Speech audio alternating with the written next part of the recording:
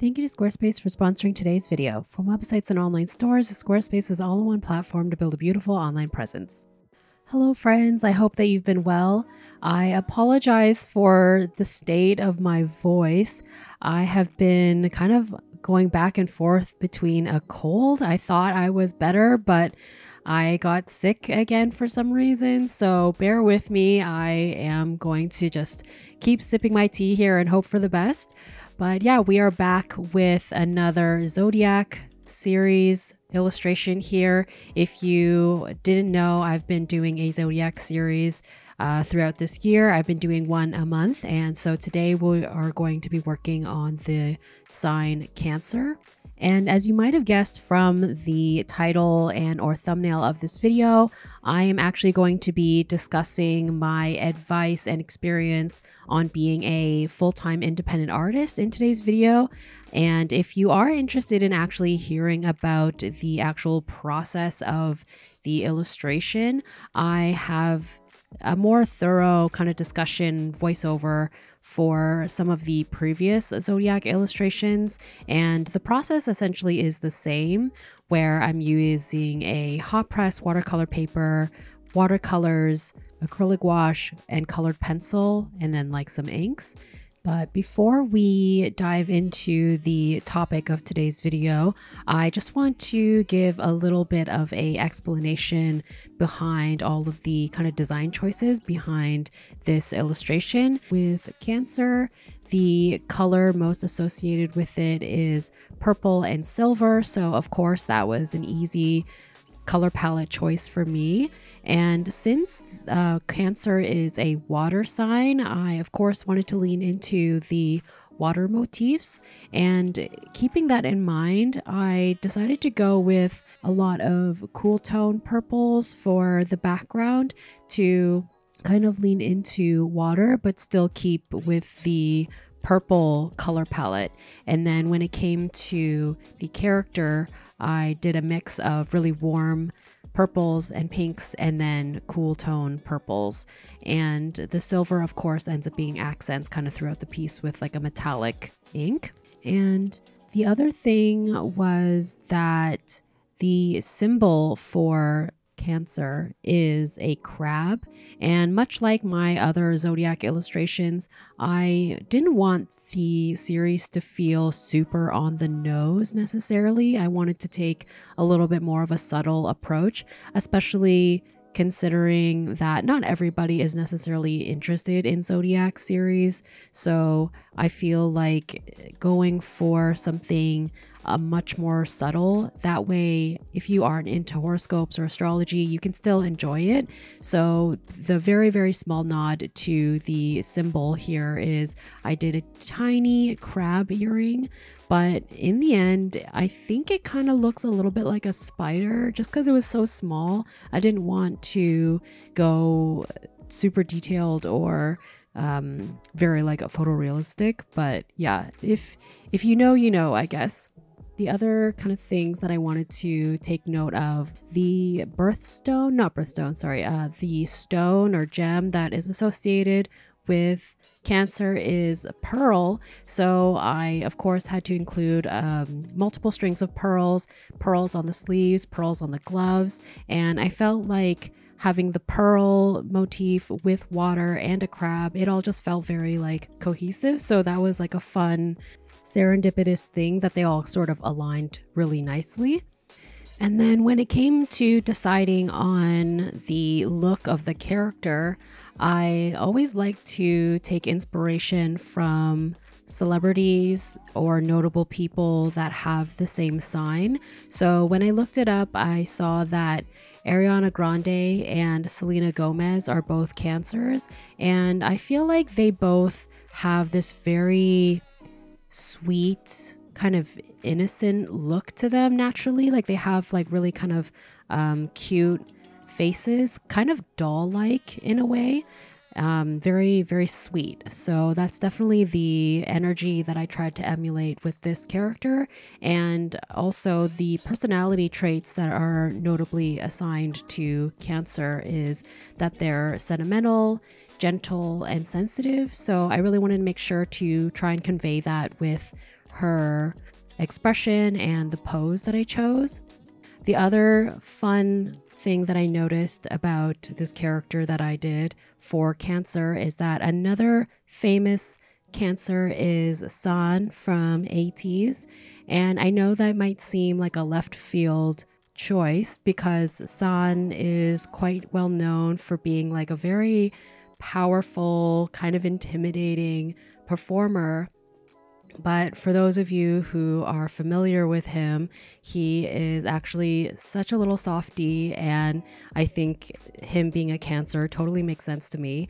But also his character animal kind of mascot that's associated to him is this pastel purple cat with little white accents. And I think that is so sweet because it totally fits the color palette and vibe of this Cancer character that I created. So I just thought that was like a really cute coincidence when I was working on this. But before we continue, I'd like to take a moment to thank today's sponsor, Squarespace. As you probably know by now, Squarespace is a great website building platform that is perfect for a variety of creatives. Personally, as someone who creates illustrations as well as YouTube videos, a very useful feature that I have come across is that I can attach a link to the corresponding illustration on my gallery, which allows me to feature two pieces of content at once. This is especially helpful if anyone is curious about the materials or the process of a particular illustration. It can take them directly to the video, which is so quick and efficient. So if you're interested in launching your own website, head over to squarespace.com for a free trial. And when you're ready to launch, go to squarespace.com/imawonder for 10% off your first purchase of a website or domain. So to actually talk about my experience being a full-time artist and creator. So just for a little background refresh for those of you who might not already know, I originally went to college for graphic design, and I graduated and moved to Toronto in 2013. I currently still work and reside in Toronto. And when I first moved here, I went straight into working at a clothing retail store because I knew that I needed to make money, obviously, but I didn't actually know exactly what I wanted to do. Despite having gone to school for graphic design, I did like a brief internship and I didn't really like it that much. So in doing that, I realized maybe a traditional graphic design job wasn't really my calling. So I thought I'll just work this retail job for now and figure it out along the way. And figuring out along the way ended up being many, many years in retail. I ended up switching from my clothing store retail job to an art supply store retail job, which was a lot better and felt a lot more relevant. Even though it was a retail job, I felt at least it was something that was more related to what I wanted to do, in the sense of being amongst other creative people. My coworkers were amazing. I'm still friends with them to this day. And also being surrounded by art supplies and just having like that kind of environment really helped me kind of stay focused to a degree on what I wanted to pursue. And the job that I have right now, being an independent artist, it was really new back then. And I didn't really know that it was an option until like many years later. So when I was kind of just trying to figure out what I wanted to do, I just dabbled in a lot of different things. I originally started trying to apply to like traditional art galleries. I was looking into like art markets and like local festivals, and of course slowly like growing my online audience, posting my artwork on Instagram. I think the small turning point initially was in 2017 when I decided to start applying to anime conventions and Comic-Cons and doing like artist alleys, as opposed to these kind of generalized markets that were happening, and I realized that sticking to like a more artist alley niche made way more sense for my work. And then also I started doing a Inktober inspired art challenge, and 2017 was the year that I fully committed to one. And for those of you who've been following me for a long time, it was the Alphabetic Witches series where I did a whole bunch of witch illustrations during that month. And then for 2018 and 2019, I had committed to a theme each year during October. And I think those really helped garner my audience online. And then in 2019, this was when I think I was starting to really get an idea of being an independent artist as like a viable option, because I was seeing more and more people online pursuing that or doing that successfully. And so that's when I decided to finally start a YouTube channel, because that just felt like the next step. And again, just like taking inspiration from other people online that I admired. And I think that's when I realized, okay, this is something I tangibly want to pursue. Whereas the years prior to that, I didn't really know. But I think at this point, I was like, okay, now I understand what I want. And now I need to like take the steps in order to achieve that goal. And then in 2020, of course, that's when the pandemic hit and we went into quarantine. So now I was in a place where I had all the time in the world to actually dedicate to my art practice. So I really dug into being more consistent about making YouTube videos. And then eventually I felt confident enough to open up my Patreon page in June of that year. And then I officially ended up actually quitting my retail job in late August or early September of that year. And so to finally get into some practical advice, before you decide to quit your day job and pursue art full-time, make sure you have savings. That's going to be really important, because even though maybe during the decision of quitting your day job, you're doing really well from your art, that could fluctuate and probably will fluctuate a lot. And so you really have to be prepared for months where you're not making that much money. With a full-time job, you know, you get like vacation hours, you get sick days, and you have like a guaranteed amount of money that you're going to make. But when you're a full-time artist, if you stop working, your income will be significantly impacted, because we don't get paid sick days off, you know? And the thing about having a career like I do, the income will fluctuate based off of how many YouTube videos I get, how many sponsorships I'm offered, how much people purchase from my online shop. Like there's so many different variables. So you want to make sure that you're covered if you have like a bad month. And something that I wish I had done right off the bat, but didn't do until a couple of years in, is to get an accountant, because I'm really bad with that kind of thing. But getting your finances in order is really important, and having a professional help you will open up your eyes to all the things that you wouldn't even think of, and also just the peace of mind of having somebody do it correctly. And in that vein, make sure you hang on to receipts for everything. Like there are certain things that in hindsight make sense that would be considered a business expense, but in the moment I just don't think about it. Like I remember last summer I was getting eyelash extensions for a couple of months, and I remember my accountant telling me, yeah, keep the receipts for that, because if you are on camera for your YouTube channel, that could be seen as a business expense. And I was like, what the heck? I did not even consider that as an option. But yeah, so they'll point out things that you never would realize. And the other really important thing that I would advise is having multiple streams of income. This to me has been the most vital part of my success, and being able to be a full-time artist for 4 years now, basically.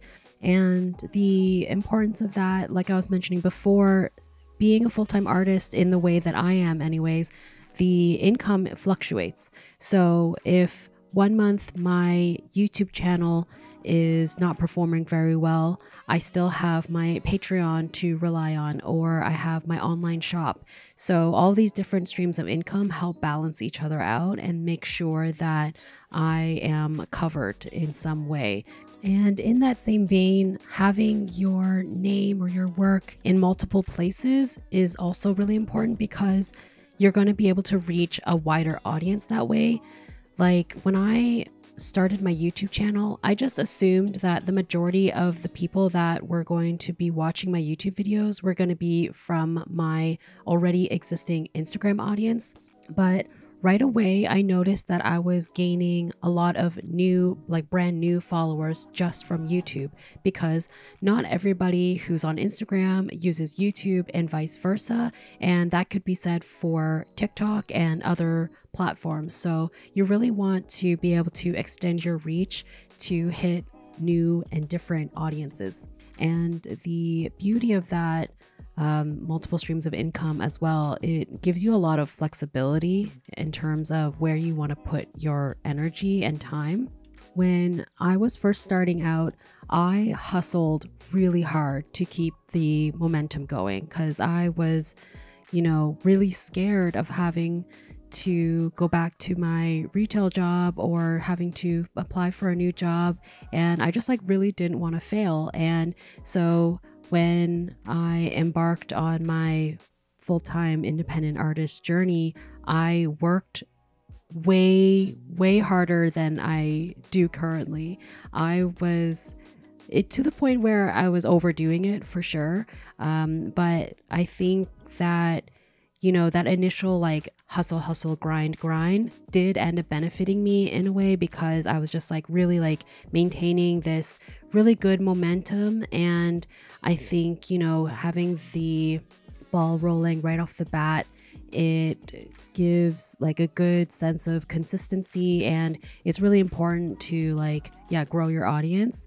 But in the long term, and this kind of goes into my more kind of long-term advice here, is eventually you really do have to strike a work-life balance, because the amount of hours that I was working initially was definitely not going to be sustainable in the long run.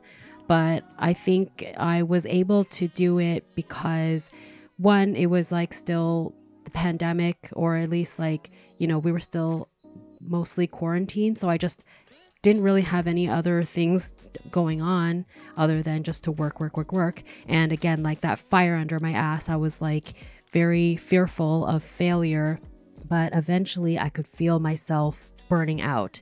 And you don't want to do that to yourself, because you want to be able to do this for a long time, right?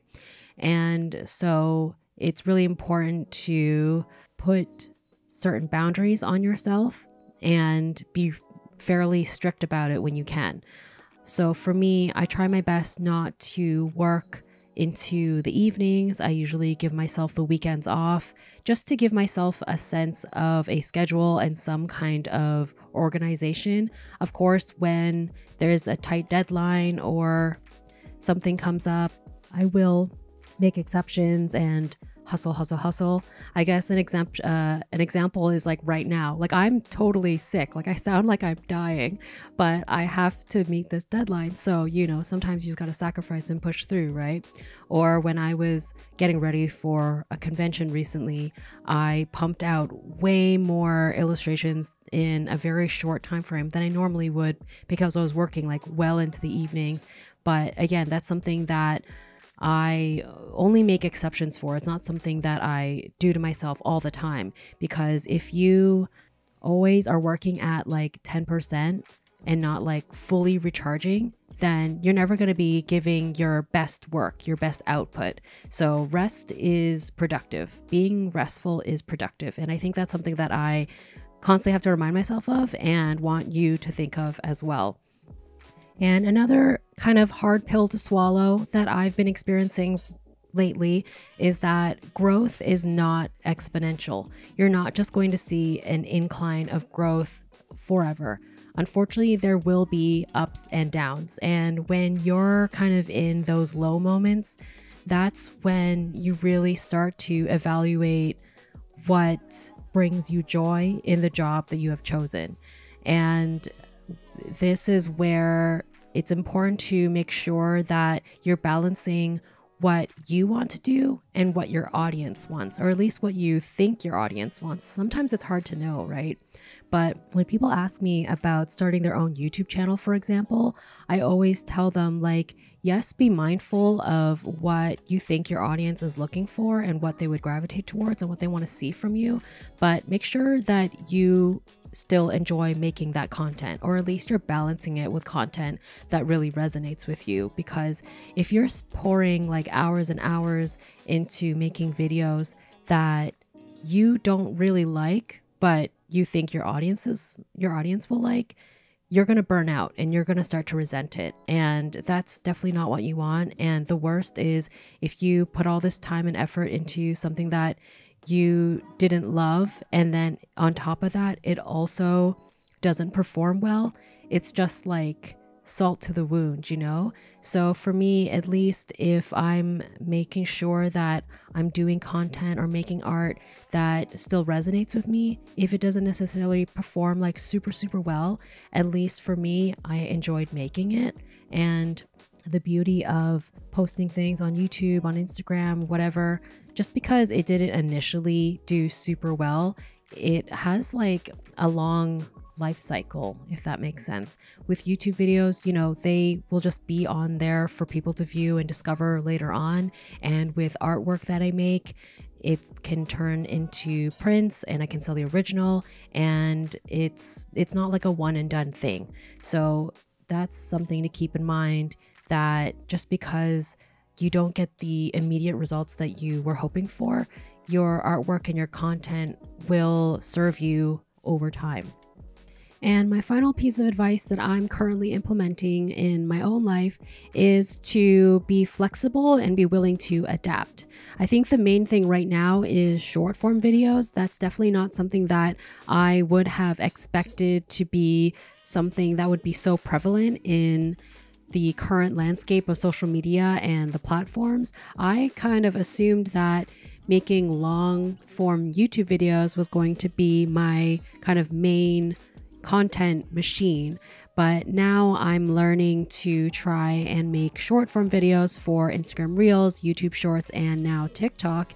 And initially I really hated it, but then I realized that with short form videos, it allows me a lot of flexibility to make content that might not necessarily be just art focused, like outfit and fashion videos, which is another creative outlet for me that I really enjoy. So it's just about making the adaptions work for you and keep it something that you will still enjoy making. And the other thing too is that now that my YouTube channel hasn't been performing the way that it used to, I realized that I don't have to pigeonhole myself to this platform. I am now kind of shifting my focus into making more merchandise for my online shop instead. Of course, I'm still going to keep making YouTube videos, but the beauty of being an independent artist is that I can shift my focus and energy when I want to and when I feel it's necessary for the trajectory of my career. So yeah, ultimately, like, you are your own boss, which is scary, but also liberating at the same time. Of course, this is advice just from my own personal perspective or experience. If you are self-employed, I would love to hear from you in the comments on any advice that you have that I might have not touched on. That way, everyone who is interested in pursuing art full-time can just have like a library of resources to pull from.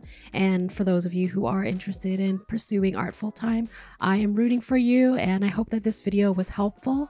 And yeah, with that being said, we are wrapping up today's video. As a reminder, this particular cancer illustration is going to be the exclusive print and sticker on my Patreon page. You have until July 31st, the end of this month, to sign up if you're interested in receiving her as the reward in the mail. And you also get access to tons of additional content on my Patreon, including wallpapers, dozens of exclusive videos, access to my secret shop where I sell all the additional leftover Patreon prints if you wanted to complete your Zodiac collection, and more. But yeah, with that being said, I will see you next time. Hopefully I won't sound like I'm dying. And yeah, I hope you have an amazing day or evening wherever you're at, and I'll see you next time. Bye.